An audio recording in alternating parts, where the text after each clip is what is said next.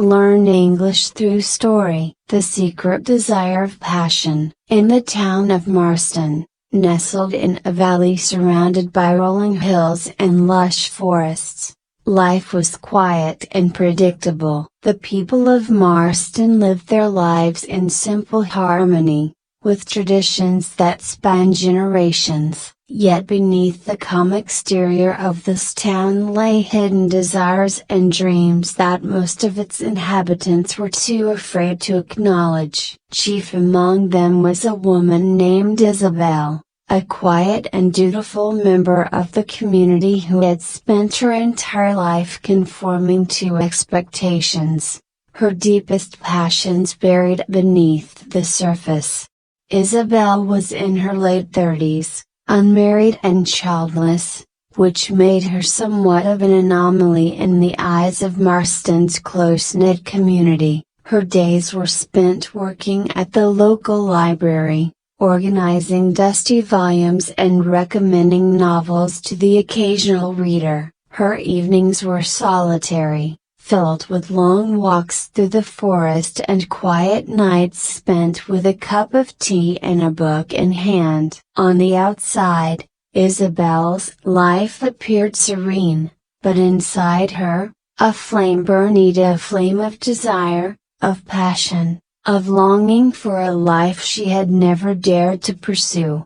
As a young girl, Isabel had dreamed of becoming an artist. She had a natural gift for drawing and painting, and her bedroom had once been filled with sketches of landscapes, portraits, and scenes from her imagination. But her father, a strict and traditional man, had disapproved of her artistic ambitions, insisting that such pursuits were frivolous and impractical. A woman needs a husband and a family, not a paintbrush, he had often told her. Under the weight of his expectations and the unspoken judgment of the town, Isabel had abandoned her dream. Her art supplies had been packed away, and she had resigned herself to a life of quiet conformity. But the desire to create never left her. It was a secret she kept close to her heart, a passion that stirred within her during the still moments of the night. When the world was asleep, Isabel would sometimes sneak into the attic where her old easel and paints were stored. She would stand there, staring at the unused tools, her hands itching to create something, anything, that would release the tension building inside her. Yet fear always held her back, a fear of judgment, fear of failure, fear of letting her passion consume her. One late autumn afternoon, as Isabel was closing up the library, she noticed a stranger standing outside, gazing at the building with interest. He was tall, with tousled brown hair and eyes that seemed to reflect the changing hues of the leaves around him. He wore a worn leather jacket and had a sketchbook tucked under his arm. Isabel's heart skipped a beat when she saw it,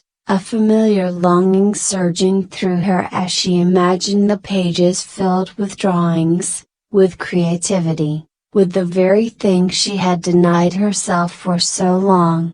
The man caught her looking at him and smiled, walking over to introduce himself. "Hi there, I'm Daniel," he said, extending a hand. "I've just moved to Marston. I'm an artist." An artist. The words felt like a spark in Isabel's chest. She hadn't heard anyone in Marston refer to themselves as an artist in years. The people here were farmers, shopkeepers, and laborers. Art was seen as something distant, something for others, not for people like them. Isabel shook his hand, her mind racing. "I'm Isabel," she replied, her voice betraying the excitement she tried to hide. "I work here at the library." "Welcome to Marston." Daniel's eyes lit up. "A library, my favorite kind of place," he said with a grin. "I've been looking for somewhere quiet to settle and work on my next project. This town seemed like the perfect spot." Isabel found herself drawn to his energy, the way he spoke so freely about his passion, as though it was the most natural thing in the world. As they talked, Daniel mentioned that he was renting a small cottage on the outskirts of town, where he planned to focus on his art. He invited her to visit one day if she was ever curious to see his work. The invitation lingered in Isabel's mind long after Daniel had left. She couldn't remember the last time she had felt such a spark of excitement. For years, she had hidden her own artistic desires, convinced that they were impractical or even foolish. But here was a man who lived and breathed art, who embraced his passion without hesitation. It stirred something deep inside her, something she had tried to suppress for too long. A week later, Isabel found herself standing outside Daniel's cottage, nervously adjusting her scarf as she knocked on the door. She hadn't told anyone she was coming after all. What would they say if they knew she was visiting an artist? But curiosity and a growing sense of restlessness had driven her here, and now that she was standing on his doorstep, there was no turning back.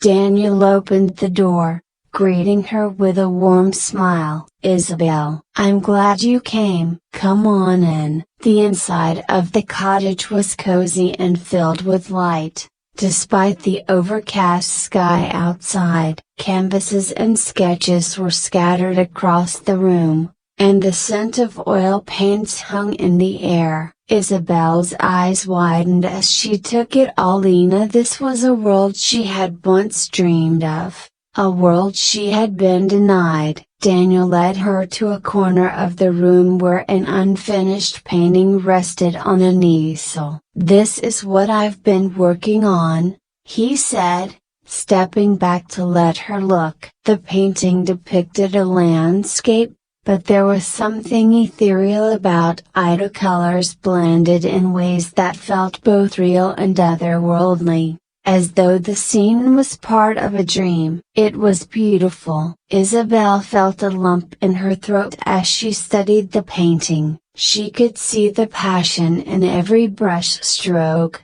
the way Daniel had poured himself into his work. It was something she had longed to do for years, but had never allowed herself the freedom to try. "You're incredibly talented," she said softly, her voice tinged with awe. "I used to paint, a long time ago." Daniel looked at her with interest. "You used to paint? Why did you stop?" Isabel hesitated, unsure of how to explain. How could she describe the weight of expectations, the fear of judgment, the way she had been taught to suppress her passion? "Life got in the way," she said quietly. "A broken bar. I guess I didn't think it was something I was allowed to pursue." Daniel frowned, his eyes searching hers. "Who told you that?" Isabel shook her head, feeling a swell of emotions she hadn't expected. "It's just a broken bar. How things are here. People don't see art as something practical. I've always felt like I had to follow a certain path,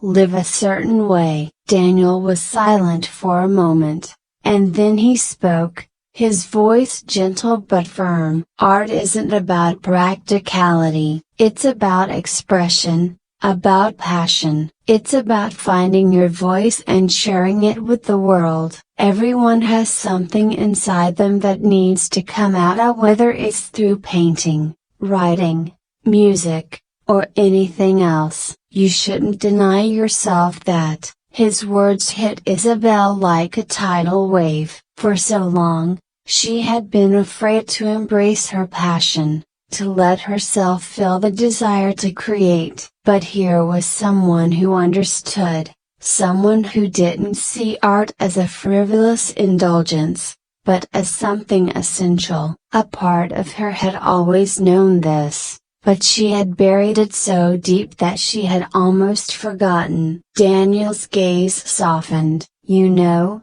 it's never too late to start again. If you still feel that desire to paint, you should do it. Don't let engineer or anything hold you back. Isabel felt tears prick at the corners of her eyes, but she blinked them away, nodding. I don't even know if I still can, she admitted. It's been so long. Daniel smiled. There's only one way to find out. For the first time in years, Isabel felt a flicker of hope. He hoped that maybe, just maybe, she could reclaim the part of herself she had lost. That evening, she returned home with a sense of determination she hadn't felt in years. She made her way to the attic and opened the old chest that held her art supplies. The brushes were dusty, the paint tubes stiff from years of neglect,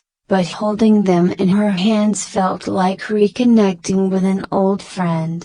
Over the next few weeks, Isabel began to paint again, slowly at first, but with increasing confidence as time went on. She spent her evenings in front of the easel, losing herself in the colors and shapes that flowed from her brush. At first, the paintings were hesitant, unsure, as though she was relearning a language she had once known fluently. But gradually, the old spark returned, and with it came a flood of creativity she hadn't realized she was capable of. Daniel visited often, offering encouragement and advice, but mostly just being there as a quiet presence, someone who understood what she was going through. He never pushed her, never judged her. He simply supported her in her journey, reminding her that passion was something to be embraced, not feared. As the weeks passed, Isabel began to feel a shift within herself. The passion she had once suppressed was now at the forefront of her life, and with it came a new sense of freedom. She no longer cared about the judgments of the townspeople or the expectations that had once weighed her down. She was finally living her life on her own terms, guided by her own desires. But along with this newfound freedom came an unexpected realization. She had developed feelings for Daniel. What had started as admiration for his artistic talent had grown into something deeper, something she hadn't anticipated. She found herself thinking about him constantly, wondering if he felt the same way. But fear held her back once again, a fear that if she revealed her feelings, it would ruin the connection they had built, the friendship that had given her the strength to embrace her passion. One evening, as they sat together in front of her easel, watching the final strokes of a painting come to life, Isabel felt the tension between them. The silence was heavy with unspoken words, and she knew she couldn't keep her feelings hidden any longer. Daniel, she said softly, her voice trembling, I need to tell you something. He turned to her, his expression gentle. What is it? Isabel took a deep breath, her heart pounding in her chest. "A broken bar. I think I've fallen for you." The words hung in the air, and for a moment, she feared the worst, that he didn't feel the same, that she had misread the connection between them. But then Daniel reached out and took her hand, his eyes filled with warmth. "I've felt the same way for a while," he admitted, his voice soft. "I just didn't want to push you. I wanted you to find your passion again, to embrace it fully, without any distractions. Isabel's heart soared at his words. She had spent so long denying herself her desires, both artistic and emotional, that she had almost forgotten what it felt like to be truly seen, truly understood. And now, here was someone who accepted her for who she was, who encouraged her to embrace her passions and desires without fear. In the weeks that followed, Isabel and Daniel's relationship blossomed, built on a foundation of mutual respect and shared passion. Together, they continued to create, to explore their art and their love. For the first time in her life, Isabel felt truly alive, no longer bound by the expectations of others or the fear of judgment. She had found her voice, her passion, and her love, yet all of which had been hidden beneath the surface, waiting for the moment when she was brave enough to let them out. And in the end, Isabel realized that the secret desire of passion wasn't something to be feared or suppressed, it was something to be embraced, something that gave life meaning and depth. It was the fire that fueled creativity, love, and joy. And as long as she followed that fire, she knew she would never lose herself again. I hope you enjoyed the story. If you enjoyed, then please like and share this video, and don't forget to subscribe our YouTube channel. Thank you for watching.